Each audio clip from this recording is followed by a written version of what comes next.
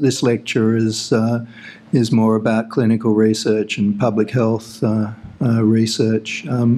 I've worked most of my career on antiretroviral therapy, and in one way or another, I've watched the development of every antiretroviral drug that we now have available. My talk's actually in 4 parts.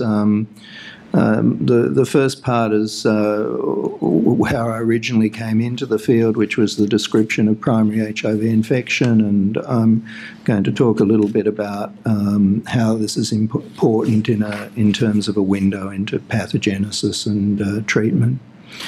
The second part is related to some of the antiretroviral drugs. I'm going to look at some of the drugs historically and try and point out some lessons learned.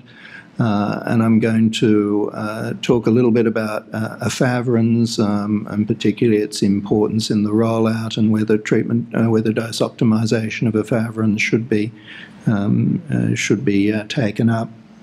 And then I'm going to speculate a little bit on where we go in terms of, and this is a global aspect, where we go in terms of a universal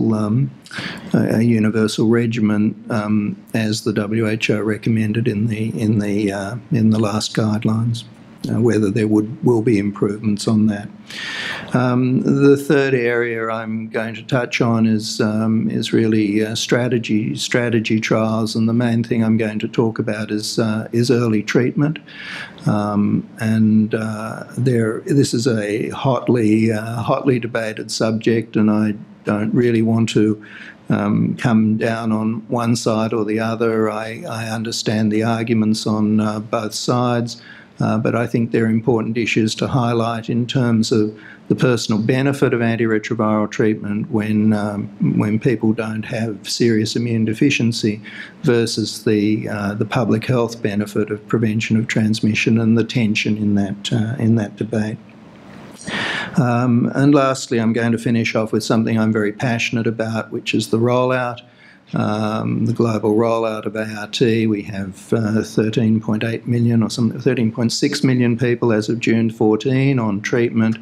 According to WHO guidelines of less than 500, we need to get to about 22, 23 million. I'm sure Ambassador Birx is going to tell you that the funding of PEPFAR is flatlined, as has the funding of the Global Fund, and I'm going to talk about whether there are any ways to make sure that we get to the goals that WHO UNAIDS want of 90-90-90 by 2020, 90-90-90 being 90% of people knowing they're infected, 90% of people on treatment, and of those 90% suppressed. So that's the summary of my talk.